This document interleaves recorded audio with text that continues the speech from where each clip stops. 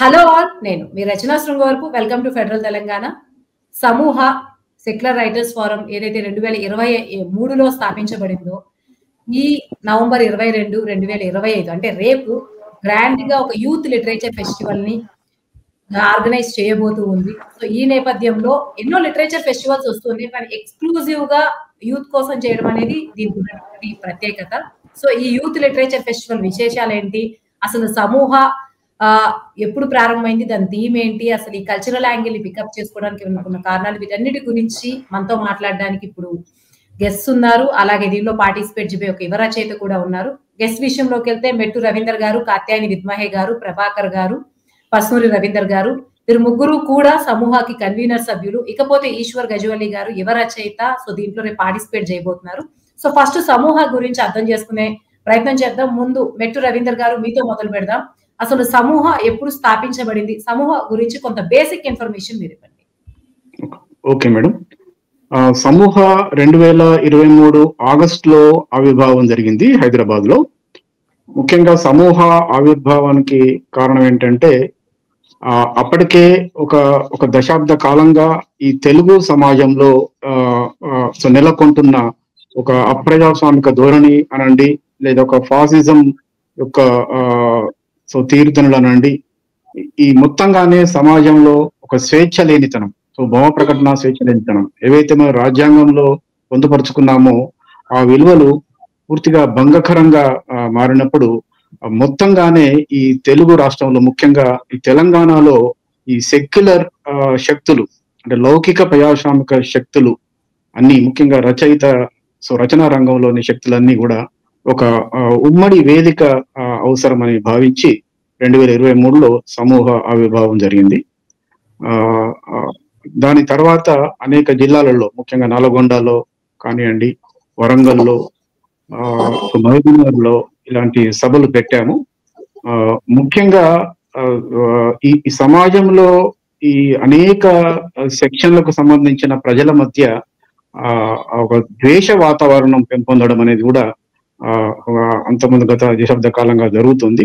ఆ ద్వేష భావాన్ని రూపుమాపడం కోసం, ప్రేమ భావము, సహజీవన తత్వాన్ని పెంపొందించడం కోసం రచయితలందరంగా కృషి చేయాలని చెప్పి మేము అనుకున్నాము. ఆ థీమ్ తోనే ముఖ్యంగా ఈ ఇంతకుముందు చెప్పిన జిల్లాలలో సభలు కూడా పెట్టాము మేము. థ్యాంక్ యూ రవీందర్ గారు. ఇక సమూహ గురించి తెలుసుకునే ముందు, అసలు ఈ యూత్ లిటరేచర్ ఫెస్టివల్ నుంచి యువ రచయిత ఈశ్వర్ గజవల్లి గారు ఏం ఎక్స్పెక్ట్ చేస్తున్నారు, ఇప్పటి వరకు ఆయన చూసినటువంటి సాహిత్య జీవితం కావచ్చు, ఇది ఎట్లా ఒక స్టెప్ అప్ అవుతుంది అనుకుంటున్నారు, ఈ విషయాల గురించి ఈశ్వర్ గారిని అడిగి తెలుసుకుందాం. ఈశ్వర్ గారు, మీరు చెప్పండి. నమస్తే మేడం. ఈ సమూహ అనేటువంటిది సెక్యులర్ రచయితలకు సంబంధించినటువంటి ఒక వేదిక. ఇంతకుముందు చాలా క్లియర్ గా రవీందర్ సార్ చెప్పారు దీని యొక్క ఉద్దేశం ఏంటి, ఎందుకు స్థాపితమైంది అనేటువంటిది. ఇందులోపల ముఖ్యంగా రచయితలు ప్రధానమైనటువంటి భాగస్వామ్యంగా ఉండి ఈ సమూహ ఫోరాన్ని నడిపిస్తా ఉన్నారు. రచయితలు ఎందుకు దీని లోపల ప్రధానమైనటువంటి భాగస్వామ్యంగా ఉండాల్సి వచ్చింది అని అంటే, రచనలు అనేటువంటివి సమాజానికి, సాహిత్యానికి, సమాజానికి మధ్యలో ఉన్నటువంటి అవినాభావ సంబంధం అని మనం ఎప్పుడు కూడా కాదనలేని పరిస్థితి. గత కొంతకాలంగా మనంగా పేర్లు చెప్పాల్సిన పని లేదు, కానీ ఈ ఫాసిజము చాప కింద నీరులా సమాజం లోపల విస్తరిస్తున్నటువంటి పరిస్థితుల లోపల రచయితల యొక్క పాత్ర ఏంటి, సమాజాన్ని వాళ్ళు ఏ విధంగా చూడాలి, సమాజం నడిపించడానికి వాళ్ళ యొక్క కాంట్రిబ్యూషన్ ఏంటి అనే అంశం ప్రధానమైనటువంటి ఎజెండా సమూహ 2 సంవత్సరాల కిందట ఆవిర్భవించినటువంటి విషయాన్ని సార్ చెప్పారు. 2 సంవత్సరాల నుండి సమూహ చేస్తున్నటువంటి చాలా విషయాలు ఈ యొక్క సమాజం యొక్క పోకడలకు కాస్త ఇతోధికంగా దోహదపడ్డాయనని చెప్పుకుంటూ వస్తున్నారు. సమూహ గురించి ఎలాగో కన్వీనర్స్ అందరూ మాట్లాడతారు, నేను మిమ్మల్ని, మీరు రేపు జరగబోయే ఈ ఫెస్టివల్ నుంచి ఏం ఎక్స్పెక్ట్ చేస్తున్నారు, మీరు ఒక రచయితగా మాత్రమే చూడండి, సమూహాలో మెంబర్ గా చూడదు. రైట్, అక్షరాలతోని గోడల్ని బద్దలు కొడదాం అనేటువంటిది ఒక థీమ్ గా మనం ముందుకెళ్తా ఉన్నాము. ఆ క్రమం లోపల సాహిత్యం అనేటువంటిది యువ రచయితలకు ఏ విధంగా మార్గనిర్దేశనం చేయాలి, అసలు యువ రచయితలు ఎవరైతే ప్రజాస్వామ్యంగా సమాజం నడవాలని కోరుకుంటున్నటువంటి ఒక భావ సారూప్యత కలిగినటువంటి యువ రచయితలు రేపటి నుండి జరగబోయేటువంటి ఆ యొక్క కార్యక్రమం లోపల ప్రధానంగా సాహిత్యం పోషించేటువంటి పాత్ర లోపల మేము ఏ విధంగా కీలకమైనటువంటి పాత్రను పోషించాలి అనేటువంటి విషయం లోపల సీనియర్ రచయితల నుండి మార్గనిర్దేశం కావాలి అని మేము కోరుకుంటున్నాం. ఎందుకంటే మాకంటే ముందు కొన్ని తరాలను చూసినటువంటి రచయితలుగా వాళ్ళు మాకు ఏ విధంగా మార్గనిర్దేశనం చేస్తారు, యువ రచయితలుగా మేము చేస్తున్నటువంటి రచయితల్లో మేము వస్తువులను ఎంచుకోవడం విషయం లోపల మేము ఏ విధమైనటువంటి ఒక క్లారిటీతో ఉండాలి, ఏ విధమైనటువంటి వస్తువులను ఎంచుకొని రచనలు చేయడం ద్వారా సమాజం లోపల ఏ విధమైనటువంటి మార్పును మనం ఆశించగలుగుతాం, తర్వాత పుస్తకాలకు సంబంధించినటువంటి చర్చ, ఏ విధమైనటువంటి పుస్తకాలు సమాజం లోపల ఏ విధమైనటువంటి చర్చ లేవనెత్తుతాయి అనేటువంటి విషయాలు, ఇప్పుడిప్పుడే సాహిత్యం లోపలికి వస్తున్నటువంటి యువ రచయితలు అంటే దాదాపుగా టీనేజ్ లో ఉన్నటువంటి రచయితల నుండి మనము 35 సంవత్సరాలు 40 సంవత్సరాలు ఒక మీటర్ గా తీసుకుంటే అనుభవము ఇప్పుడిప్పుడే వస్తున్నటువంటి యువ రచయితలు ఈ రెండింటి మేలు కలబోతగా ఈ యొక్క సమూహ ఫోరం అనేటువంటిది రేపటి నుండి జరగబోతున్నది. కాబట్టి సీనియర్ రచయితలు ఎవరైతే ఉంటారో వాళ్ళ ఎంచుకున్నటువంటి మార్గనిర్దేశం లోపల యువ రచయితలను ఒక కార్యోన్ముఖులను చేసేటువంటి దిశగా రేపు వాళ్ళ యొక్క ఉపన్యాసాలు ఉండబోయే విధంగా డిజైన్ చేయడం అనేటువంటి జరిగింది. మేము కూడా అదే ఆశిస్తా ఉన్నాం. అంటే ఏ విధంగా రాయాలి, కొత్తగా సాహిత్యం లోపలికి వస్తున్నటువంటి వాళ్ళం మా కళలకు ఏ విధంగా పదును పెట్టాలి, తద్వారా మన యొక్క లక్ష్యాలు ఫాసిజం అయితేనేమి, ప్రజాస్వామ్య రక్షణ అయితేనేమి, రాజ్యాంగ రక్షణ అయితేనేమి, ఇటువంటి మౌలికమైనటువంటి పౌర హక్కులను మనం ఏ విధంగా కాపాడాలి, ఆ రకంగా రచనలను మనం ఏ విధంగా చేస్తూ కార్యోన్ముఖులను చేయాలనేటువంటి విషయాల మీద అవగాహన మాకు వస్తుంది, యువ రచయితలకు వస్తుంది అనేటువంటి ఒక ఆశ మేము వెలిగిస్తా ఉన్నాము.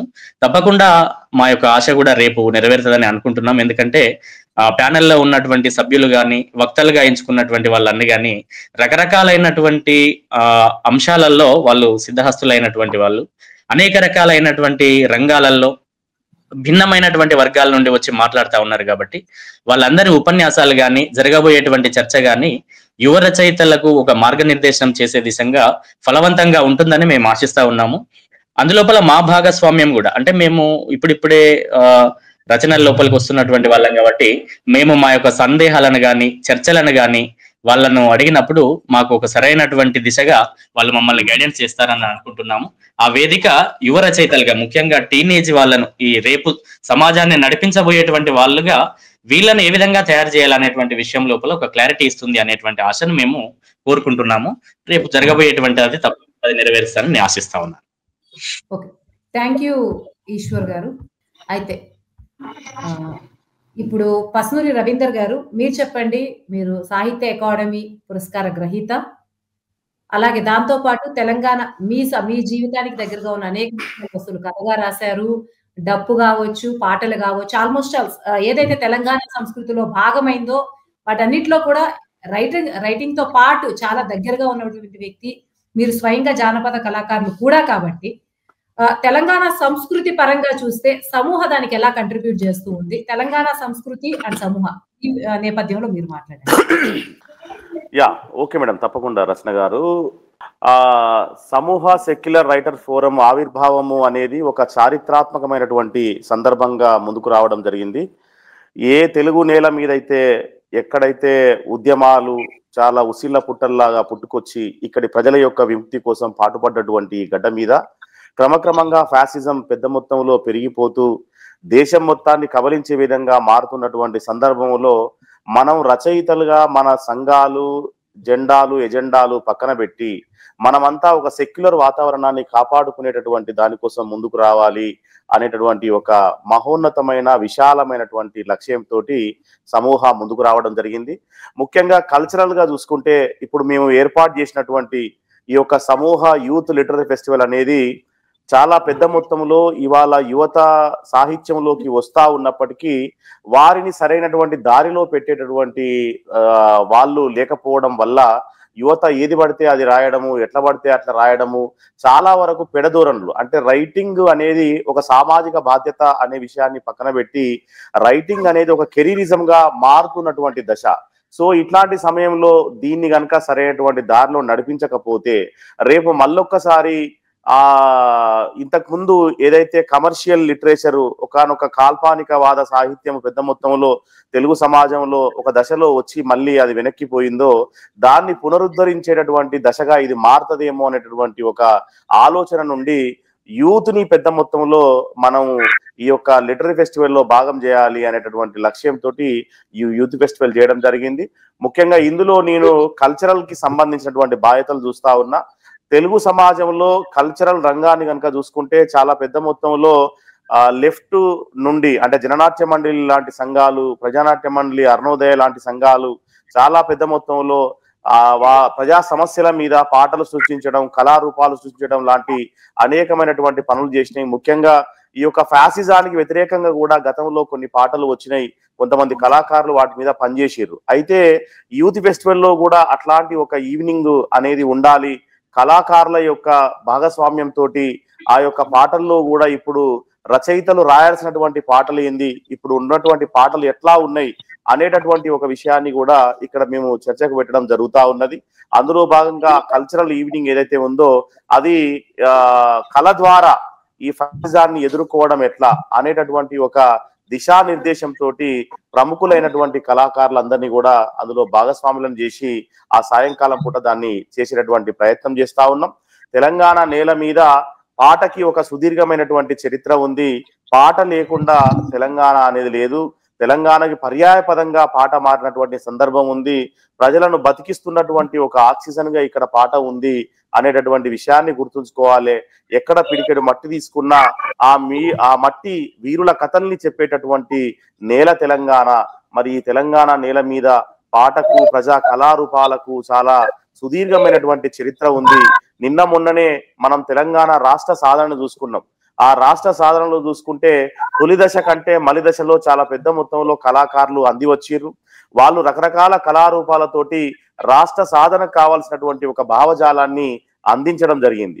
మరి ఇవాళ దేశాన్ని కబలించి వేస్తున్నటువంటి ఫ్యాసిజం నేపథ్యంలో కూడా కళాకారులు మరి ఆ దిశగా ఎక్కుపెట్టాల్సినటువంటి సందర్భంలో రకరకాల ప్రభావాలు వచ్చి మీద పడతా ఉన్నాయి. ఇవాళ యూట్యూబ్ ఛానళ్ళు వచ్చిన తర్వాత మీరు గమనించే ఉంటారు, చాలా పెద్ద మొత్తంలో జానపదాలు మళ్ళీ వెలుగులోకి వస్తా ఉన్నాయి. అయితే ఆ జానపదాల్లో కూడా ప్రజలను అలరించేటటువంటి జానపదాలు, ఆలోచింపజేసినటువంటి జానపదాలు ఉంటే పర్వాలేదు, కానీ మళ్ళీ అవి కూడా బూతులతో కూడుకొని ఉన్నటువంటి పాటలు, లేకుంటే కేవలం కాలక్షేపానికి కూడుకున్నటువంటి పాటలు, తిరోగమన విలువల్ని పెంపొందించేటటువంటి పాటలు ఉంటే మళ్ళీ మన సమాజం తప్పుడు దూరంలోనే పోయేటటువంటి అవకాశం ఉన్నది. కాబట్టి ఇవాళ పాట తెలంగాణ ఉద్యమం తర్వాత ఏర్పడ్డటువంటి ఒక స్తబ్దతని ఛేదించే దిశగా యాంటీ ఫ్యాసిస్ట్ సాంగ్ ఒకటి రావాల్సినటువంటి ఒక చారిత్రక అవసరం ఈ యొక్క యూత్ లిటరీ ఫెస్టివల్ కి సమూహ విజ్ఞప్తి చేయడం జరుగుతా ఉంది. కాబట్టి మన మధ్యలో ఉన్నటువంటి కుల, మత, ప్రాంత గోడలు ఏవైతే ఉన్నాయో ఆ గోడల్ని బద్దలు కొట్టి ఇవాళ చాలా పెద్ద మొత్తంలో విభిన్నమైనటువంటి సమూహాలు ఇవాళ చూడండి, చాలా పెద్ద మొత్తంలో కులానికి సంబంధించినటువంటి దాడులు కూడా పెరిగిపోతా ఉన్నాయి. నిన్ననే కోదాడలో ఒక అబ్బాయిని లాకప్ డెత్, ఒక దళితుడిని లాకప్ డెత్ చేసినటువంటి సందర్భం కూడా ఉన్నది. ఇట్లా సుప్రీంకోర్టు గవాయి మీద చెప్పు విసిరినటువంటి సందర్భం ఉన్నది. సో ఇవి రోజు రోజుకి దాడులు, దౌర్జన్యాలు పెరిగిపోతున్నటువంటి ఒక దేశ అత్యున్నత సుప్రీంకోర్టులో ఉన్నటువంటి జడ్జికే ఇవాళ రక్షణ లేనటువంటి ఒక పరిస్థితిలో మనం జీవిస్తా ఉన్నాం. మరి ఇట్లాంటి సందర్భంలో కళాకారులుగా తమ కళల్ని ఎక్కుపెట్టాల్సినటువంటి బాధ్యత ఉన్నది. అది దానికి ఒక ప్రయోజనం అనేది ఉండాల్సినటువంటి అవసరం ఉంది. కేవలం ఇన్స్టాగ్రామ్ లోనో, యూట్యూబ్ లోనో, సోషల్ మీడియాలోనో ఎంటర్టైన్మెంట్ చేసేటటువంటి పాటలు, వ్యూవర్షిప్ ను పెంచేటటువంటి పాటలు మాత్రమే కాదు, సామాజికంగా ఆలోచింపజేసేటటువంటి పాటలు కావాల్సినటువంటి అవసరం ఉన్నది. మన దగ్గర ఇంకా గ్రామాల్లో నిరక్షరాస్యులే చాలా పెద్ద మొత్తంలో ఉన్నారు. మరి ఆ నిరక్షరాస్యులకి మనము ఈ ఫ్యాసిజం గురించో ఇంకొక విషయాన్ని గురించో చెప్పాలంటే వాళ్లకు ఆ విషయాలు అర్థం కావు. కానీ పాట రూపంలో గనక మనం దాన్ని చెప్పగలిగితే వాళ్ళు సులభంగా దాన్ని అర్థం చేసుకోగలరు. దొరల ఆధిపత్యాలను అర్థం చేసుకున్నారు, ప్రాంతీయమైనటువంటి ఆధిపత్యాలను అర్థం చేసుకున్నారు. ఇట్లా రకరకాల వాళ్ళ యొక్క దుర్మార్గాలని, ఆధిపత్య కులాల యొక్క దుర్మార్గాలని పాట అర్థం చేయించింది. మరి అట్లాంటి పాటలు, కళారూపాలు కూడా ఇవాళ సమూహంలో భాగస్వాములు అయితా ఉన్నారు. చాలా ప్రముఖమైనటువంటి కళాకారులు రేపు జరగబోయేటటువంటి కార్యక్రమంలో భాగస్వాములు కాబోతా ఉన్నారు. వాళ్ళంతా కూడా ఈ ఫ్యాసిజానికి అగెనిస్ట్ గా, ఈ గోడలకు వ్యతిరేకంగా చాలా గొంతు విప్పి మాతో కలిసి రావడం అనేది చాలా సంతోషకరమైనటువంటి విషయం. ఆ పాటల ద్వారా, ఆ సృజన ద్వారా, ఆ కళారూపాల ద్వారా ఈ యొక్క ఫ్యాసిజానికి వ్యతిరేకంగా మేము గర్జించేటటువంటి సమయం రేపు సమూహ యూత్ లిటరీ ఫెస్టివల్లో ఉంది. ముఖ్యంగా యువ కళాకారులు వివిధ విశ్వవిద్యాలయాల నుండి వస్తా ఉన్నారు. ఒకవైపు అదే సాకలి ఐలమ్మ వీరనారి సాకలి ఐలమ్మ విశ్వవిద్యాలయంలో ఉన్నటువంటి విద్యార్థులు కావచ్చు, మరొక వైపు ఉద్యమాల పురిటిగడ్డ భూకంప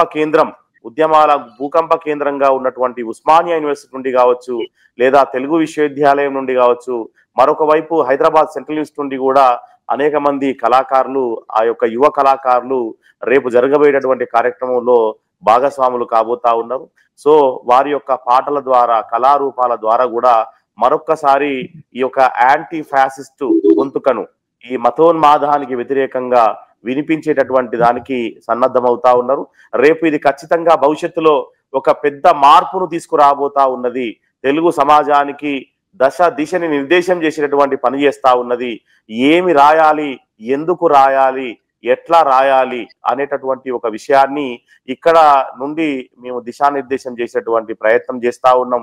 కాబట్టి ఒక చారిత్రాత్మకమైనటువంటి కార్యక్రమంగా రేపు సమూహ యూత్ లిటరీ ఫెస్టివల్ జరగబోతా ఉన్నది. ఆ జరగబోయేటటువంటి కార్యక్రమంలో వందలాది మంది కవులు, రచయితలు, విమర్శకులు, సాహిత్యకారులు, సాహిత్య ప్రియులతో పాటు మరొక వైపు కళాకారులు కూడా అందులో భాగస్వాములు కాబోతా ఉన్నారు. తమ సృజనని ఒక ప్రత్యామ్నాయ శక్తిగా నిలబెట్టడానికి సన్నద్ధమవుతున్నారు అనేటటువంటి విషయాన్ని నేను ఈ సందర్భంగా మీ ద్వారా ప్రజలకు తెలియజేస్తా ఉన్నా. Madam, thank you Pasnuru Ravindra గారు. ఇప్పుడు ప్రభాకర్ గారు మీరు చెప్పండి. రవీందర్ గారు మాట్లాడుతూ ఒకటి మాట్లాడాలి యువత గురించి. మనం ఇప్పుడు యువత గురించి కొంత ఎక్కువ ఫోకస్ చేద్దాం. యువత ఎవరైతే ఉన్నారో కొంత కమర్షియల్ లిటరేచర్ కి వెళ్ళేటువంటి అవకాశం ఉంది. అలాగే టాపిక్స్ విషయంలో, వస్తువుల విషయంలో కొంత కెరీరిజం గా కూడా మార్చుకుని ఒక డైరెక్షన్ లేకుండా చేస్తున్నారు అనే ఒక కామెంట్ అయితే చేశారు. ఈ నేపథ్యంలో మీరు కొంత యూత్ ని ఇన్ఫ్లుయెన్స్ చేసే ప్రయత్నం చేయబోతున్నారా సమూహ ద్వారా? అంటే ఏ సబ్జెక్ట్ రాస్తారు అన్నది రచయితలకు ఉండే చాయిస్, అది యూత్ కావచ్చు, ఎవరైనా కావచ్చు. సో ఈ విషయంలో మీరు ఏ దృక్కోణంతో ఆలోచిస్తూ ఉంది సమూహ? అంటే వాళ్ళు కమర్షియల్ రైటింగ్ రాసినా, ఏది రాసినా చదివే వాళ్ళకి నచ్చినంత వరకు కూడా అది సాహిత్యం అని ఎవరైనా భావిస్తారు, వాళ్ళ వరకు వాళ్ళ రైటర్స్. సో ఇది రైటర్స్ చాయిస్ ఆఫ్ రైటింగ్ ని ఇన్ఫ్లుయెన్స్ చేయదని అనుకుంటున్నారా? మీరేమనుకుంటున్నారు ప్రభాకర్ గారు? సమూహలో కేవలం యువకులే లేరు అని కూడా నేను ఫస్ట్ చెప్పదలుచుకున్నాను. అంటే రేపు జరిగే యూత్ లిటరేచర్ ఫెస్టివల్ కదా, దీని గురించి యూత్ లిటరేచర్ ఫెస్ట్ లో యువతకి ప్రధాన భాగస్వామ్యం ఇస్తున్నాము. అది ప్రధానమైనటువంటి అంశము. ఎందుకంటే యువత ఏం కోరుకుంటున్నారు, ఏం చెప్పదలుచుకున్నారు మేము తెలుసుకోవాలనుకున్నాం ముందు. అందుకే ఇప్పుడు కూడా మీకు కాత్యాయని మేడం ఉన్నారు, మెట్టు రవీందర్ ఉన్నారు, నేనున్నాను ఇక్కడ. అలాగే ఈ మా తరం కాకుండా తర్వాత తరంలో ఉన్నటువంటి పస్నూరు రవీందర్ కూడా మాట్లాడారు ఇప్పుడే. ఆ తర్వాత నెక్స్ట్ జనరేషన్లోకి వచ్చినటువంటి ఈశ్వర్ ఉన్నారు. అంటే మేము డిజైన్ చేసినటువంటి ప్రోగ్రాంలో 3 తరాలకు చెందినటువంటి వాళ్ళు ఉండేటట్టు చూసుకున్నాం. ఈ యంగ్ జనరల్గా ఒక స్టేట్మెంట్ ఉంటుంది ఏంటంటే, కొత్త తరం పాత తరం భుజాల మీదకి ఎక్కి ఎక్కువ దూరం చూడగలుగుతుంది అంటారు. ఎక్కువ దూరం చూడగలగటం అంటే మా అనుభవాలు వాళ్ళ అనుభవాలకి జోడించుకొని మరింత ఎక్కువ ప్రపంచాన్ని వీక్షించగలరు అని ఒక నానుడు ఉంది. కాబట్టి యూత్ లిటరేచర్ ఫెస్టివల్లో కూడా ఈ 3 కాంపోనెంట్స్ ఉండేటట్టు చూసుకున్నాము. అయితే దీనికి తీసుకున్నటువంటి theme words against the walls అన్నప్పుడు అనేకమైనటువంటి కార్యక్రమాలు ఇందులో తీసుకున్నప్పుడు కవిత్వంతో సంభాషణ అని ప్రత్యేకంగా ఒక సెషన్ పెట్టుకున్నాం. ఇందులో దాదాపు 30 మంది యువ కవులు తమ కవిత్వాన్ని చదువుతారు, లేకపోతే కవిత్వంతో తమకున్నటువంటి రచనానుభవాన్ని తెలియజేస్తారు, లేదా తమకు నచ్చినటువంటి కవిత్వం గురించి మాట్లాడతారు. వాళ్ళ స్వరం వినటానికి అక్కడ 2 సీనియర్ రైటర్స్ కూడా ఉంటారు, సీనియర్ పోయిట్స్ కూడా ఉంటారు. వాళ్ళతో ఇంటరాక్ట్ అవుతారు. తాము చేస్తున్నటువంటి ప్రయాణం సరిగ్గా ఉందా, తాను మొదలెట్టినటువంటి ప్రయాణం సరిగ్గా ఉందా, వాళ్ళు స్వీకరించినటువంటి వస్తువులు, నిర్వహిస్తున్నటువంటి రూపం, ఇవన్నీ ఎలా ఉన్నాయి అని చెప్పి వాళ్ళతో ఇంటరాక్ట్ అయ్యేటువంటి అవకాశం ఉంది. దానికోసం ప్రత్యేకంగా 2 గంటల సేపు సమయం కేటాయించుకున్నాం. అలాగే 1.5 గంటల సేపు కథకులతోటి, యువ కథకులతో కూడా ఒక సంభాషణ, కథతో నా ప్రయాణం అని చెప్పేసి ఒక 15 మంది యువ కథకులు అక్కడ సీనియర్ కథకులతోటి మాట్లాడతారు. వీళ్ళు కూడా కథ ఎలా రాయాలి, కథ అసలు రాయటం మొదలుపెట్టేటువంటి విద్యార్థులు కూడా ఉన్నారు. ఇంకా తాము రాయబోతున్నటువంటి కథలకి దిగ్దర్శనం చేయటానికి వాళ్ళని అడగొచ్చు ఎట్లా చేస్తే బాగుంటుందని చెప్పేసి. ఇంకొక యంగ్ అచీవర్స్ అని చెప్పేసి దాదాపు ఇందులో 7-8 మంది కేంద్ర సాహిత్య అకాడమీ యువ పురస్కార విజేతలు ఉన్నారు. వాళ్ళు తమ రచనా అనుభవాన్ని కొత్త జనరేషన్తో కూడా పంచుకుంటారు. అంటే దీన్ని డిజైన్ చేసినప్పుడే యువకుల కోసం, అంటే మనం యువకులకి దిశానిర్దేశం చేయటం అనేటువంటి పెద్ద మాటే కానీ అసలు యువకులు ఏం ఆలోచిస్తున్నారు అనేటువంటి, ముఖ్యంగా ఈ ఫాసిస్ట్ సందర్భంలో రచయితలకు కూడా స్వేచ్ఛ లేనటువంటి సందర్భంలో విద్వేషాల కాలంలో రచయితలు ఎదుర్కొంటున్నటువంటి సమస్యలేంటి, రచయితలు చేయవలసినటువంటి పనులేంటి, వాళ్ళ కర్తవ్యాలేంటి, అంటే సమాజం ప్రజాస్వామికమైనటువంటి దారిలో కూడా నడవటానికి ఇబ్బంది కలుగుతూ ఉంది. అంటే ప్రజాస్వామికమైనటువంటి ఆలోచనలు కావచ్చు, లౌకికమైనటువంటి భావనలు కావచ్చు, స్వేచ్ఛా సమానత్వం అనేటువంటి ఆలోచనలు కూడా ఒక అశ్లీలమైనటువంటి టాబు, ఉచ్చరించరానటువంటి పదాలుగా తయారయ్యి దేశభక్తి, దేశద్రోహము వీటికి నిర్వచనాలు మారిపోతున్నప్పుడు యువత ఎటుంది? అంటే ఇటీవల కాలంలో జన్జీ ఉద్యమం అని చెప్పేసి కొన్ని చోట్ల కొన్ని దేశాల్లో ఉద్యమాలు జరిగినాయి. ఆ ఉద్యమాల్లో యువత ఎలా పార్టిసిపేట్ చేసింది, ఆ ఉద్యమాలకి ఎలా స్పందించింది, వాళ్ళకి సరైనటువంటి డైరెక్షన్ ఉందా లేదా, ఇవన్నీ భారతదేశంలో కూర్చున్నటువంటి మనం కూడా ఆలోచించాం. ఆలోచనల్లోంచే పుట్టింది సమూహ యూత్ లిటరేచర్ ఫెస్టివల్. అంటే ఇక్కడ మనమేమనుకుంటున్నాం, మన యువత ఏం ఆలోచిస్తుంది, వాళ్ళు రచనలో వాళ్ళ వ్యక్తీకరణలు ఎలా ఉన్నాయి, ఆ వ్యక్తీకరణలకి మరింత షార్ప్నెస్ తీసుకురావటానికి కావచ్చు, లేకపోతే మరి ఒక డైరెక్షన్ ఇవ్వటానికి కానీ, లేకపోతే వాళ్ళ నుంచి నేర్చుకోవటానికి కానీ ముందు తరం వాళ్ళు సిద్ధంగా ఉన్నారు. ఇది ఒక వారధిలా ఉపయోగపడుతుంది. ఈ బ్రిడ్జి చాలా అవసరం అని కూడా మాకు అనిపిస్తుంది. అంటే జనరల్గా ఏం మాట్లాడుతూ ఉంటామంటే కొత్త తరానికి బాధ్యత లేదు, వాళ్ళకి అసలు ఏం ఆరోపణ ఉంటుంది. అలాగే కొత్త తరం వాళ్ళు, పాత తరం వాళ్ళు అసలు మమ్మల్ని అర్థం చేసుకోవటం లేదు, మా ఆలోచనలు పట్టించుకోవట్లేదని వీళ్ళు అనుకుంటారు. వీళ్ళిద్దరి మధ్య సమన్వయం సాధించి మంచి సమాజం కోసం, మంచి భవిష్యత్తు కోసం, అంటే ఈ నేల విద్వేషాలకు నిలయం కాకూడదు, ఇక్కడ ప్రేమ నిండి ముందు తరాల వాళ్ళందరూ సుఖంగా ఉండాలి. అంటే కులాల మధ్య విద్వేషాలు, మతాల మధ్య విద్వేషాలు ఉంటే ఈ ఊళ్ళో ఉండు, లేకపోతే మరో ఊరు పో, లేకపోతే ఈ దేశంలో ఉండు మరో దేశం పో. అలాగే దళితుల మీద దాడులు, అంటే మైనార్టీలకు, దళితులకి, ఆదివాసీలకి రక్షణ లేనటువంటి సమాజంలో ఈ కమ్యూనిటీస్ నుంచి, అన్ని కమ్యూనిటీ నుంచి, అంటే మేము డిజైన్ చేసుకుంది ఎలా ఉందంటే అన్ని కమ్యూనిటీస్ నుంచి, ఎస్సీ, ఎస్టీ, బీసీ, మైనారిటీ, అన్ని రకాల సెక్షన్స్ నుంచి వాళ్ళు ఏం కోరుకుంటున్నారు అంటే కేవలం యువతులు, వృద్ధులు, పెద్దవాళ్ళు అని కాకుండా షార్ట్ గా కన్క్లూడ్ చేయరా ప్రభాకర్ గారు? డిఫరెంట్ వాక్స్ ఆఫ్ లైఫ్స్ నుంచి ఉన్నటువంటి రైటర్స్ సముదాయాల నుంచి ఏం కోరుకుంటున్నారో తెలుసుకోవటం కోసం ఈ మీటింగ్, ఈ సభని, ఈ సాహిత్యోత్సవాలని ఏర్పాటు చేసుకున్నాం. మీరందరూ భాగస్వాములు కావాలి అని మా కోరిక. థ్యాంక్ యూ ప్రభాకర్ గారు. ఓవరాల్ గా మీ ఏమనుకుంటున్నారు, మీ ఏదైతే కమ్యూనికేషన్ గ్యాప్ ఉందో రైటర్స్ కి, జనరేషన్స్ కి, దాని ద్వారా సమూహ ఏం చేయాలి చాలా క్లియర్ గా చెప్పారు. అయితే ఫైనల్ గా కాత్యాయని విద్మహే గారు, సమూహ రేపు చేయబోయే లిటరేచర్ ఫెస్టివల్ కి వెన్యూ ఇంపార్టెన్స్ కూడా ఉంది. చాకలి ఐలమ్మ కోటి ఉమెన్స్ దాంట్లో చేయడం వెనుకున్నటువంటి సిగ్నిఫికెన్స్ ఏంటి?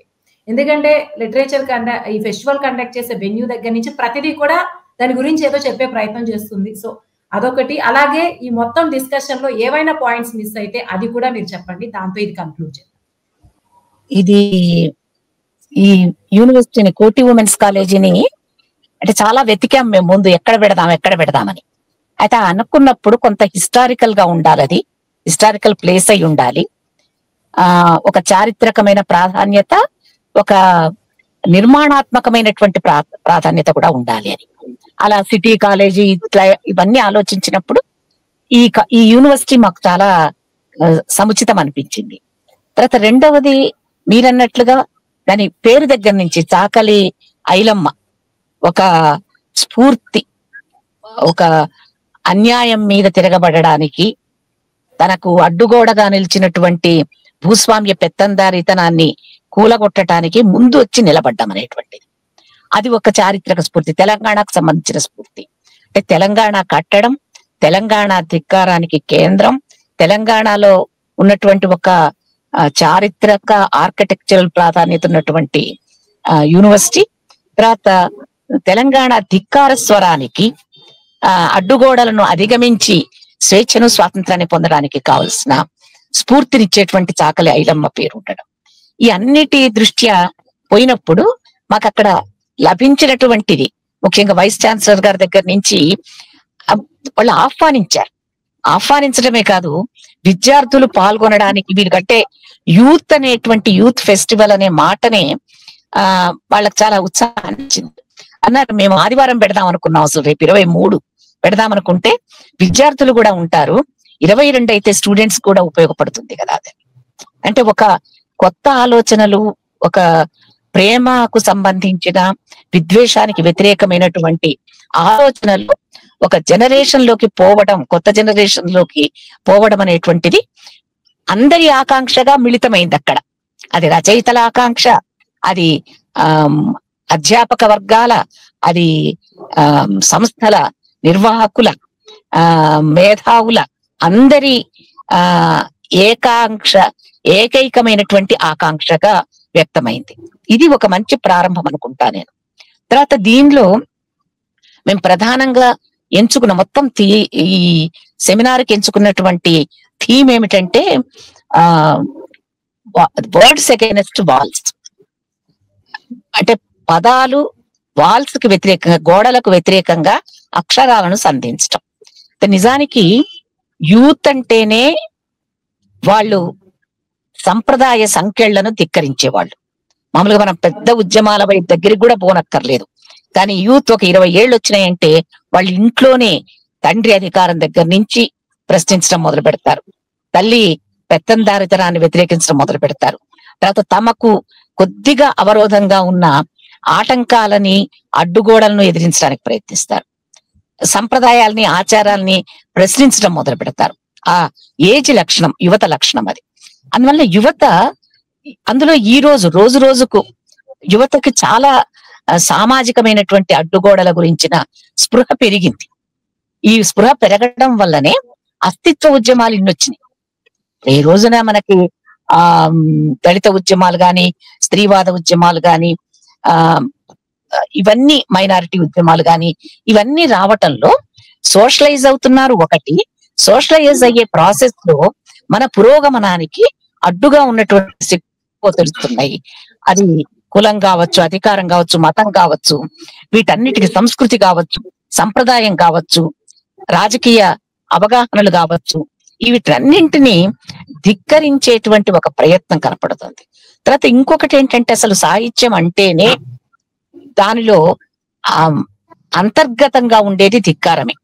ఎందుకంటే ఈ సమాజం పట్ల ఏదో ఒక అసంతృప్తి, ఇది సరిగా లేదు అనేటువంటి ఒక అసంతృప్తి, మనం సౌఖ్యంగా నివసించటానికి, స్వేచ్ఛగా నివసించడానికి అనుకూలంగా లేదనేటువంటి భావం కలిగినప్పుడే రచయితలో ఉండేటువంటి ఒక మానవీయ అంశం, అందరికీ స్వేచ్ఛ, అందరికీ సమానత్వం అనే ఆకాంక్ష పెళ్లిబుకుతుంది.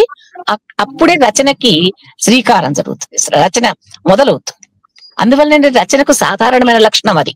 కానీ ఈ సాధారణ సహజ లక్షణం నుంచి మార్కెట్ కూడా సాహిత్యాన్ని మార్కెట్ ఆక్రమించిన క్రమంలో ఈ రోజున ఇంతకు ముందు పసునూరు రవీంద్ర అన్నట్లు కెరీరిజం, నిజానికి ఈ రోజున యువత చాలా బాగా రాస్తున్నారు.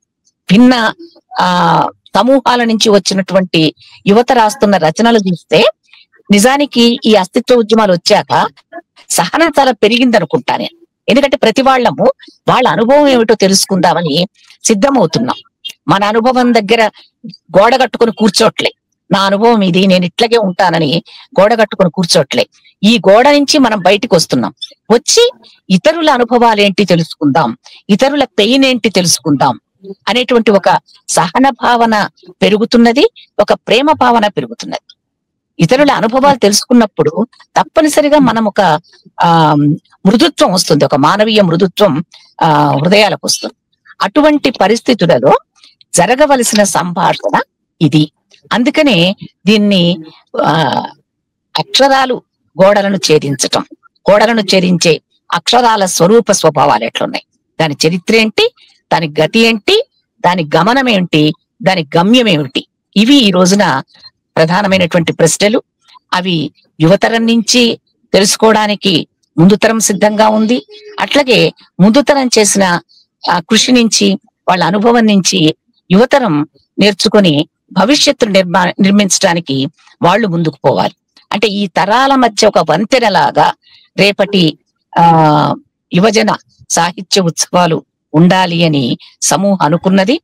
ప్రేమని, సహనాన్ని, సమభావాన్ని పెంచటం లక్ష్యంగా ఈ ప్రోగ్రాంను నిర్వహించాలని తలపెట్టింది. ఇది అందరి సహకారంతో విజయవంతం అవుతుందనేటువంటి విశ్వాసం మాకున్నది. థ్యాంక్ యూ కాత్యాయని గారు.